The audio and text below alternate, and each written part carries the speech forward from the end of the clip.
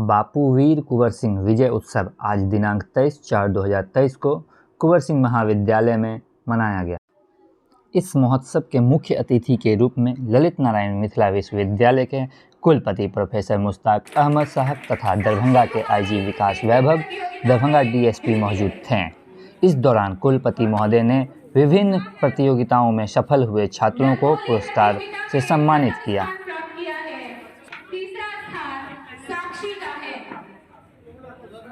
इधर देखना, इधर हुआ थोड़ा सा हुआ, इधर हो जाए, इधर देखिए। उपस्थित हम सबों के अजीज युवाओं के प्रेरक भी विकास वैभव साहब चले गए, एक आईपीएस अफसर, लेकिन एक युवा प्रेरक है, खास करके जो छात्र छात्राएं बैठे हुए हैं उसके लिए प्रोफेशनली डीएसपी श्री आदिल साहब आपके बीच मौजूद हैं।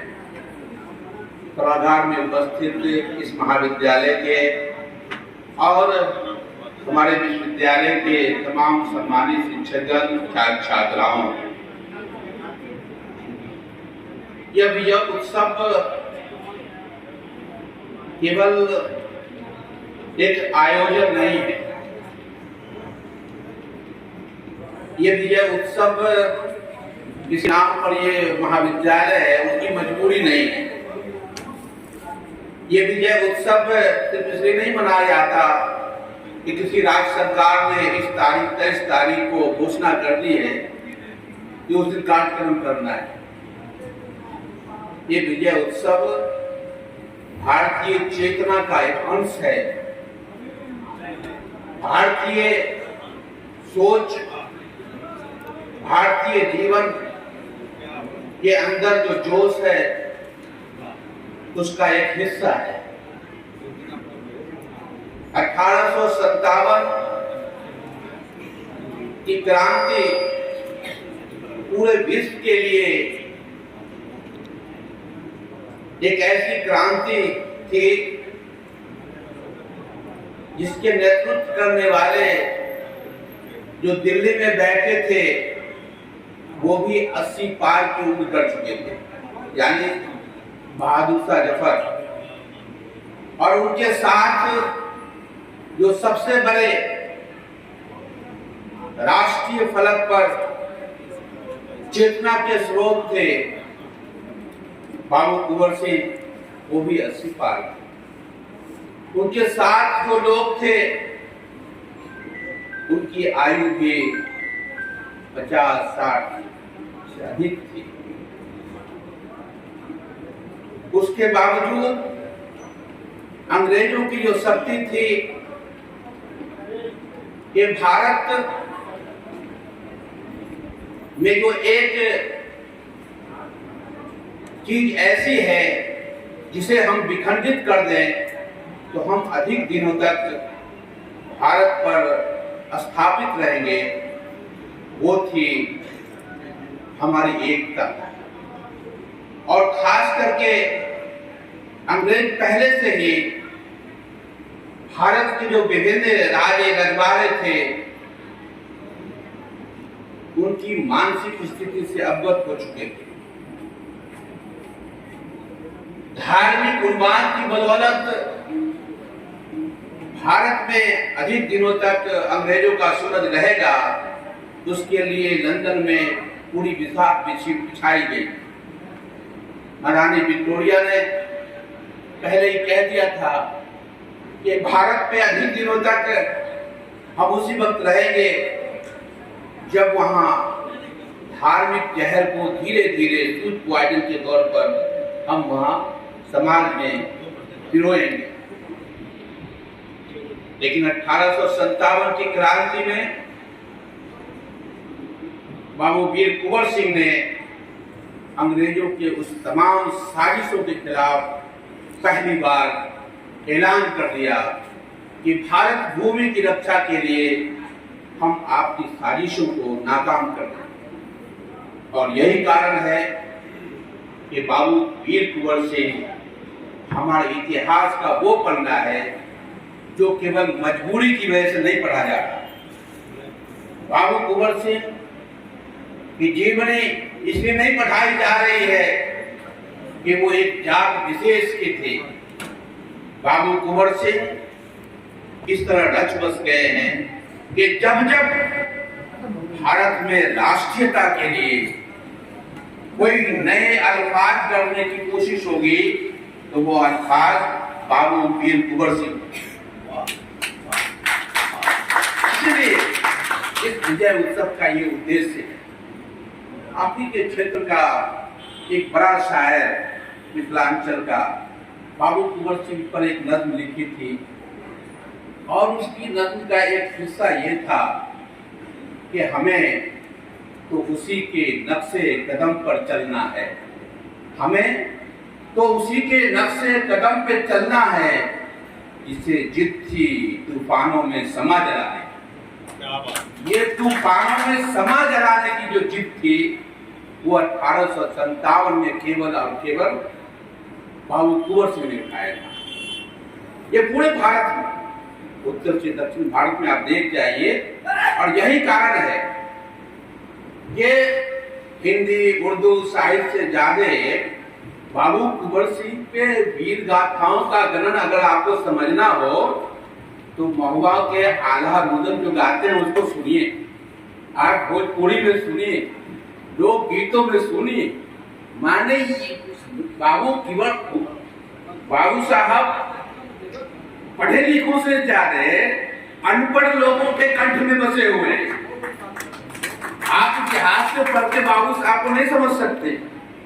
मैं एक बार कन्नौज गया था तो कन्नौज में एक होटल में जहाँ खाना खा रहा था तो वहाँ एक केसर बज रहा था।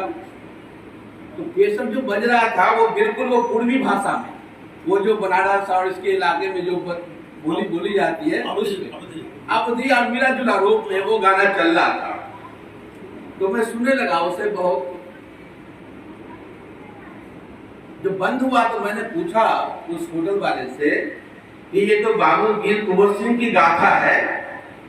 तो उन्होंने कहा कि आप कैसे समझा, आप तो भाषा जानते नहीं हैं। मैंने कहा कि इसके सार में बार बार जो वो कह रहा था कि संदेशा लेके जैवा, है ना, ये वीर गाथाओं के हर अंत में बोलते हैं, ये संदेशा उस वक्त का है जो बाबू वीर कुंवर सिंह ने दिया था। तो उन्होंने कहा कि हाँ, हमारे यहाँ इस तरह के 100 से अधिक गीत हैं जिसे यहाँ के लोक गायकों ने कंठस्वर देकर के बनाया है। ये है बाबू वीर कुंवर सिंह की गीत गाथाओं का वंदन चंदन जो हमारे अभी वार्ता कर रहे हैं। इसीलिए नई पीढ़ी को बाबू कुंवर सिंह को 2 उद्देश्यों से पढ़ना चाहिए। एक उद्देश्य ये कि हम किसी भी अवस्था में राष्ट्र के लिए अपने को बलिदानी होने के लिए तैयार हैं। और दूसरी ये कि भारत की जो अखंडता है वो सिर्फ उसी वक्त बच सकती है, महफूज रह सकती है, जब हम तमाम तरह जो तअस्सुबात और तहफ़्फ़ुज़ात और साजिशें हैं उससे हम अलग होके जाए।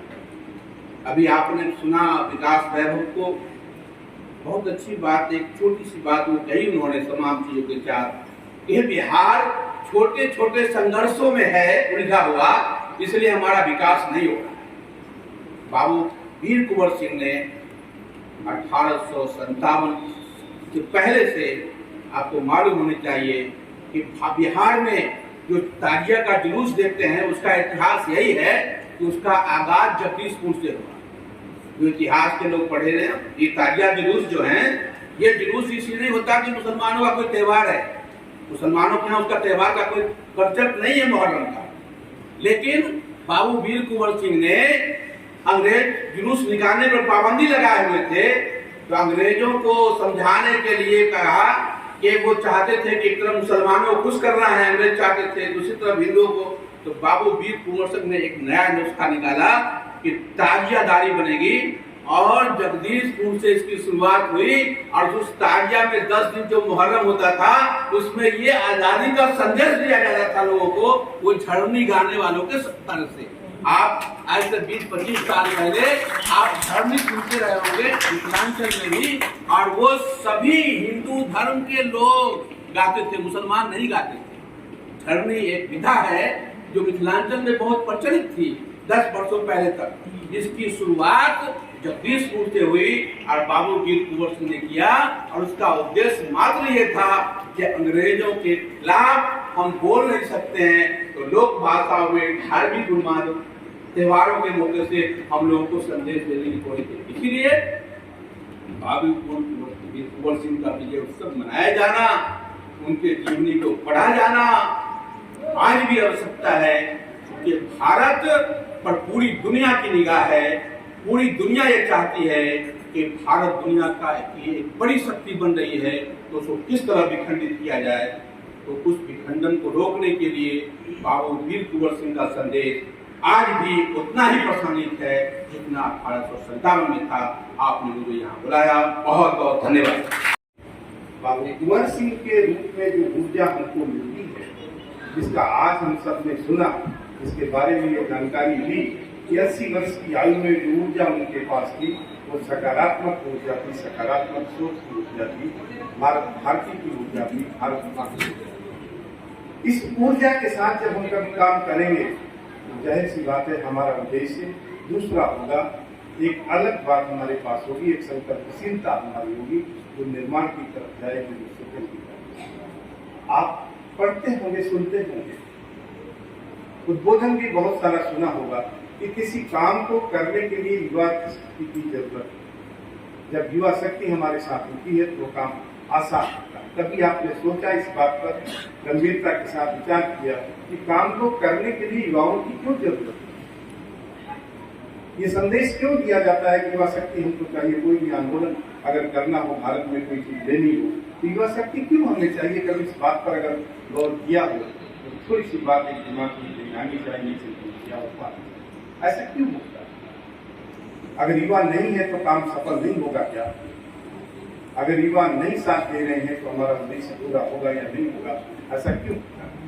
एक बात जानिएगा कि जब सृजनशीलता की जरूरत होती है, आपको निर्माण करना होता है, आपको नई संरचना देना होता है, तो एक ऊर्जा की जरूरत, एक जोश की जरूरत होती है, एक पैशन की जरूरत। और दूसरी तरफ जब आप कुछ भी सृजन करना चाहेंगे, तमाम शक्तियां ऐसी होती हैं जो सृजनशीलता को रोकना चाहती हैं, बाधा बनती है और रोक। तो आपको दो तरीके की शक्ति एक साथ लगानी होगी। एक आप संकल्प शक्ति ऊर्जा के सृजन के लिए आप लगाएं, और दूसरी तरफ जो विध्वंसकारी शक्तियां हैं उनको कंट्रोल करने के लिए, उनको रोकने के लिए भी एक पावर आपकी। ये दोनों पावर युवा के साथ होती है, इसलिए युवा का आह्वान भी करते हैं इस बात के निर्माण करने के लिए किसी चीज को प्राप्त करना। एक संदेश होना चाहिए। वीर कुंवर सिंह साहब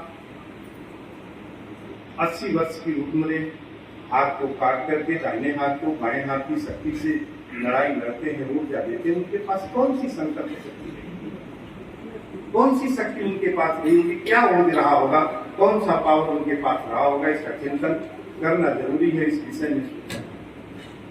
आप जब भी कभी सकारात्मक ऊर्जा के साथ निर्माण के लिए काम करते हैं, सृजन के लिए काम करते हैं, आपकी ऊर्जा निरंतर बढ़ती चली जाती है, विस्तार होता चला जाता है। इसलिए होता है कि आपके साथ एक समूह जुड़ता चला जाता है। जैसे गांधी जी के साथ था, गांधी जी ने कभी किसी से पूछा नहीं था, कोई फॉर्म नहीं भराया था, कोई अंडरटेकिंग नहीं दिया था कि अगर हम आंदोलन करेंगे तो आप हमारे साथ चलेंगे या नहीं चलेंगे, आप हमारी मेंबरशिप आंदोलन की लेंगे या नहीं लेंगे। एक ड्राइव नहीं चलाया था उन्होंने, कोई ना तो मोबाइल पर यस नो का ड्राइव चलाया था, ना मैसेज का ड्राइव चलाया था, ना पर्चा भराने का ड्राइव चलाया था, तो कुछ भी सामने।